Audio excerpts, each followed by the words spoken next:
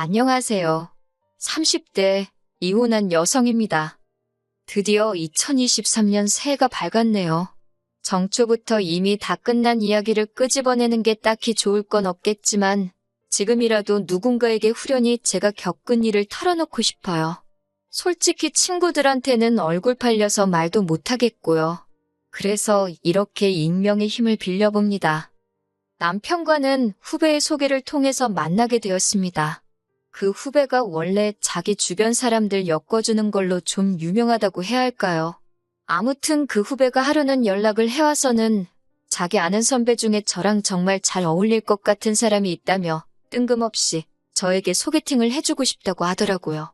사실 제가 원래 소개팅을 좋아하는 사람은 아닌데 그 무렵에 주변에서 연애 안 하냐, 시집 안 갈 거냐 그런 소리를 너무 듣고 있어서 스트레스가 이만저만이 아니었거든요. 그래서 겸사겸사 남편과 소개팅을 하게 되었지요. 남편에 대한 첫인상은 사람이 순해 보인다는 거였어요. 웃는 모습이 서글서글하니 사람 좋아 보인다는 게 이런 거구나 싶대요. 이후로도 남편과는 몇 차례 더 만났는데 그때마다 시간 가는 줄 모르고 즐거운 한때를 보냈어요. 그렇다 보니 금세 연인 사이가 되었고 나아가 부부의 연을 맺게 되기까지 그다지 오랜 시간이 걸리지 않았습니다. 하지만 결혼식을 올리고 얼마 지나지 않았을 때였어요. 하루는 아버님께서 저희에게 할 이야기가 있으시다며 저녁 약속을 잡자고 하시더라고요. 평소에 미리미리 계획을 세우신다던가 그런 성격이 아니셨기에 좀 의아하단 생각은 들었지만 알겠다 했네요. 그리고 당일날이 되어서야 저와 남편 둘 다 깜짝 놀랄 상황을 맞닥뜨리고 말았습니다. 아버님 옆자리에 꽤 젊어 보이는 여자분이 앉아 계셨거든요. 어디서 본 것 같다 싶어서 계속 기억을 더듬어 보니 저희 결혼식에 오셔서 계속 아버님 곁에 머무시던 분이셨어요. 그때도 어렴풋이 아버님한테 여자친구라도 있으신가 보다 생각은 했지만 이후로 별 이야기가 없었기에 저도 굳이 얘기를 꺼낸 적은 없었지요. 그런데 그분이 아버님과 함께 나와 계셨으니 직감적으로 오늘 저녁 식사가 그냥 저녁 식사가 아니구나 싶더라고요. 그리고 떨떠름한 표정으로 맞은편에 앉은 저희를 보고 아니나 다를까 아버님이 먼저 그 여사님을 소개해 주셨습니다. 당신이 5년째 만나고 있는 분이라면서요. 그리고는 뒤이어 말씀하시기를 거진 20년 가까운 세월을 당신 혼자서 아들을 키웠고 장가까지 보냈지 않냐. 그러면서 이제는 당신도 새로운 인생을 살고 싶다 하시대요. 간단하게 정리하자면 호적은 그냥 두고 지금 여사님하고 살림만 합쳐서 살고 싶다고요. 요란하게 모식을 올리고 그러자는 것도 아니고 그냥 평생 한 집에서 서로 의지하며 살고 싶은 것뿐이라면서요. 이렇게까지 말씀하시는데 안 된다는 자식이 어디 있겠어요. 저나 남편 모두 이제라도 아버님께서 짝을 찾으셨으니 다행이다 생각하고 그러시라 했습니다. 그리고 한 달 뒤 제가 두 분을 초대해 다시 저녁 식사 자리를 만들었습니다. 앞으로 잘 사시란 인사도 드리고 작은 선물도 해드렸어요. 제가 비록 당장의 여사님에게 어머님이라 부를 자신은 없었지만 그래도 아버님의 며느리로서 이 정도 축하 인사는 드리고 싶어서 누가 시키지 않았어도 만든 자리였습니다. 여사님과 아버님도 고맙다 하시고 나쁘지 않은 분위기였어요. 그리고 며칠 뒤 여사님이 저에게 연락을 해오셨습니다. 문자로 저에게 며느님이라고 부르며 축하해줘서 고맙다. 앞으로 서로 할도리는 하면서 잘 살았으면 좋겠다. 그런 내용이었지요. 하지만 몇 번을 읽어도 왠지 이게 무슨 소리인가? 할도리라니? 나한테 며느리 돌이라도 하라는 소린가? 솔직히 찝찝하고 불편한 기분이 들더라고요. 그래도 괜히 서로 불편한 상황이라도 생길까 우려스러운 마음에 저 혼자 그렇게 생각만 했지 남편이나 아버님한테 따로 뭐 이야기하고 그러진 않았어요. 하지만 시간이 지날수록 여사님이 어머님 노릇을 하려 든다는 느낌을 지우기 어려웠습니다. 제가 처음 이건 아닌데 그런 생각을 했던 건 여사님과 아버님이 살림을 합친 지 한 달 좀 안 됐을 시기였어요. 하루는 아버님께서 전화를 걸어오셨는데 지금 여사님이 저희 주시려고 직접 담근 김치를 가지고 저희 집에 가셨다는 거예요. 하지만 그때는 낮이었고 남편과 저 둘 다 회사에 있었거든요. 제가 아버님께 일단 현관에 두고 가시라고 말씀 좀 전해달라 했습니다. 참고로 저와 아버님 사이는 그럭저럭 좋은 편이었어요. 아버님께서는 그래도 들고 간 사람 성의가 있는데 제가 그렇게 말하니 서운하다 하시며 그러지 말고 비밀번호 좀 알려달라 하셨습니다.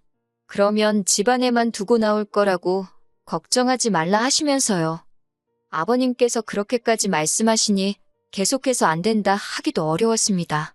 그래서 집에 가면 비밀번호를 바꿔야겠다. 그렇게만 생각하고 일단 비밀번호를 알려드렸어요. 그런데 그게 화근이었지요. 다음 날 여사님이 저에게 며느님이라고 부르며 문자를 보내셨더라고요. 어제 김치를 두고 가려다 우연히 저희 집 냉장고를 열어보게 되셨다면서 아무리 젊은 사람 둘이 산다고 해도 집에 먹는 게 너무 부실한 것 같다고요. 특히 아드님, 그러니까 저희 남편 말씀하시는 거예요. 아드님은 남자고 바깥일도 해야 하는데 그렇게 부실하게 먹게 하는 건 아닌 것 같다고. 요새 날도 춥고하니 국이나 찌개 정도는 챙겨주면 좋겠다나요? 그 문자를 읽는데 정말 어이가 없고 황당하더라고요. 저나 남편 둘 다 직장 생활을 하다 보니 사실 집에서 뭔가 해먹는 일이 드문 편이긴 합니다. 특히 저는 평일 대부분의 식사를 회사에서 해결할 만큼 일이 바쁘고 야근도 잦아요. 그렇다 보니 저녁을 먹더라도 남편 혼자 챙겨 먹어야 하는 일이 많은데 자기는 곧 죽어도 요리해서 차려 먹고 그런 건 못하겠다 하더군요. 그렇다고 제가 미리 챙겨주고 그럴 여유도 없었으니 그럼 당신이 알아서 챙겨 먹으라 했습니다. 막말로 제가 남편이 벌어다주는 생활비를 타 쓰는 것도 아니고 남편이 3살 난 어린아이도 아니니 그 정도는 알아서 할 수 있겠다 싶었으니까요. 그리고 실제로 이러한 생활 방식에 저도 남편도 아무런 불만이 없었습니다. 여사님으로부터 문자를 받고 확 받아칠까 하다가 그래도 처음이고 하니 저희가 맞벌이고 남편과도 다 이야기가 된 부분이라고 예의 바르게 하지만 확실히 알아들으시게끔 답장을 보내드렸습니다. 하지만 이후로도 계속 일주일에 한두 번꼴로 며느님으로 시작하는 문자는 멈추지를 않았어요. 내용은 대부분이 어떤 영양제가 좋다더라. 아드님 좀 챙겨줘라. 저번에 보니 아드님 입고 있던 옷이 낡았더라. 옷 좀 사줘라. 전부 다 남편한테 이렇게 해줘라 저렇게 해줘라. 그런 식의 내용들이었네요. 그렇게 한 6개월쯤 지났을까요?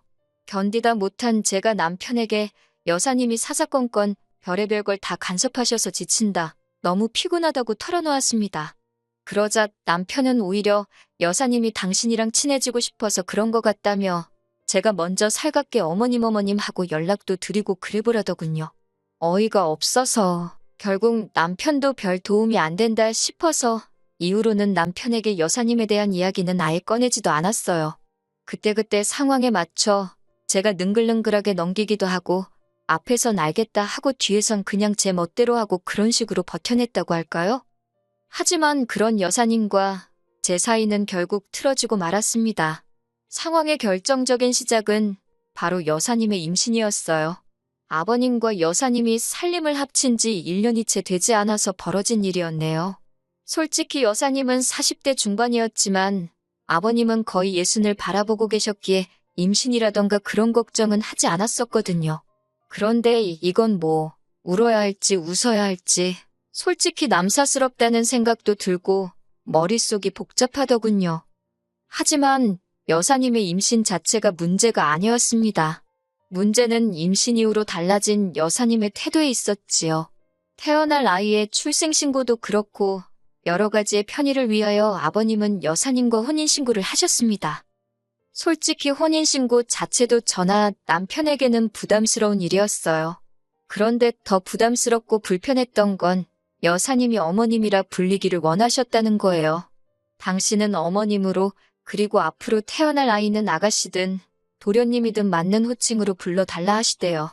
제가 이상한 건지 남편을 낳아주신 분도 키워주신 분도 아닌데 어머님 소리라니 가당치도 않다고 느꼈고 그것도 부족해서 아가씨는 뭐고 도련님은 뭔지 여러 가지로 껄끄럽고 그렇더라고요. 하지만 여사님의 요구는 거기서 끝이 아니었습니다. 여사님이 임신을 하고 얼마 지나지 않아 저는 저대로 회사를 관둬야만 했어요. 남편이나 저 역시 아이를 가지려고 준비를 하면서 제가 건강검진을 받게 되었는데 뜻하지 않은 소식을 듣게 되었거든요. 면역력이 떨어져 있는 것도 문제였고 무엇보다도 갑상선 쪽에 이상이 보여서 당분간 무조건적인 안정을 취하라는 의사의 소견이 있었습니다. 잘 다니던 회사를 갑자기 관두려니 아쉽기는 했지만 앞으로 갖게 될 우리 아이를 위해서라도 쉬어가는 편이 좋겠다 싶어 어려운 결정을 내렸네요.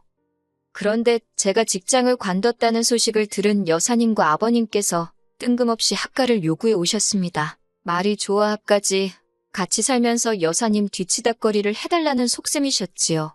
저는 무조건 싫다고 못한다 했습니다. 그랬더니 여사님이 한다는 소리가 자기가 진짜 시어머니였어도 이렇게 나왔겠냐면서 이게 다 제가 당신을 무시해서 그렇다는 거예요. 제가 억지 쓰지 마시라고 제 건강도 안 좋아서 다니던 회사도 관둔 마당에 제가 지금 무슨 정신으로 여사님 임신수발을 들겠냐 따지니 급기야 아버님까지 동원해서 저를 천하의 나쁜 액수로 만드시더군요.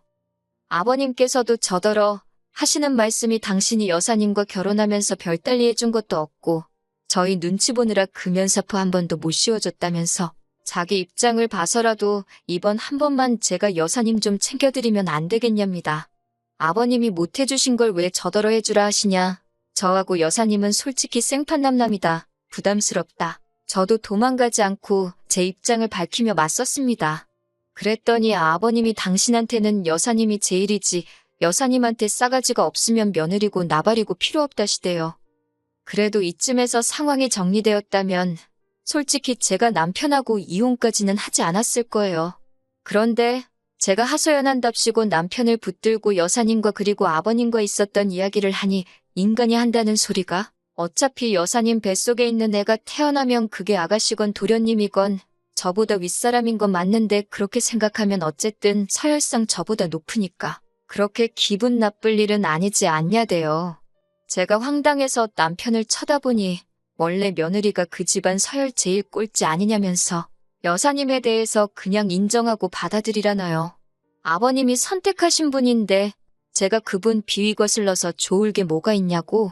제가 너무 화가 나서 남편더러 당신은 나하고 여사님하고 둘 중 한 명만 골라야 된다면 누구냐고 따지니까 한다는 소리가 여사님은 자기 동생을 낳아주실 분이라며 여사님이나 저나 자기한테는 소중한 가족이래요. 그러면서도 피는 물보다 진하다잖아. 그러는데 그제서야 저도 망치로 뒤통수를 한 대 맞은 듯 느낌이 딱 오더라고요. 여자고 남자고 누구 하나 태어나면 저쪽은 한 가족이랍시고 똘똘 뭉치고 나만 서럽고 고달픈 신세가 되겠구나 싶은 거요. 그리고 그런 생각이 한번 들기 시작하니 걷잡을 수가 없더라고요. 어쩌겠어요. 결국 남편더러 이혼하자 했습니다. 나는 여사님을 어머님으로 받아들이고 살 자신이 없다고. 그리고 이 이야기가 아버님 귀에도 들어갔는지 노발대발 난리를 치시대요. 제가 뭔데요 어머님으로 받아들이고 어쩌고 하느냐고요. 결국 제가 아버님께도 서로 선만 지키고 살면 이럴 일이 없었을 텐데 두 분이 먼저 도가 지나치셨다고 말씀드렸지요. 그 여사님이란 분은 당연히 이혼할 테면 하란식이셨고요. 그런데 1년이 지난 지금 이 이야기를 왜 하느냐고요. 그게 며칠 전에 남편으로부터 소식을 들었는데 여사님이 낳은 애가 아버님 애가 아닌가 봐요. 생긴 게 달라도 너무 달라서 유전자 검사를 해봤다나요. 저더러 어쩌면 좋겠냐는데 해줄 말이 없대요. 그리고 그 연락을 받은 이후로 저는 연락처를 바꿔버렸습니다. 더 이상 그 집구석 일에 신경 쓰기도 싫고 알고 싶지도 않더라고요. 새해인 만큼 새롭고 좋은 일만 가득하기를 바랄 뿐입니다.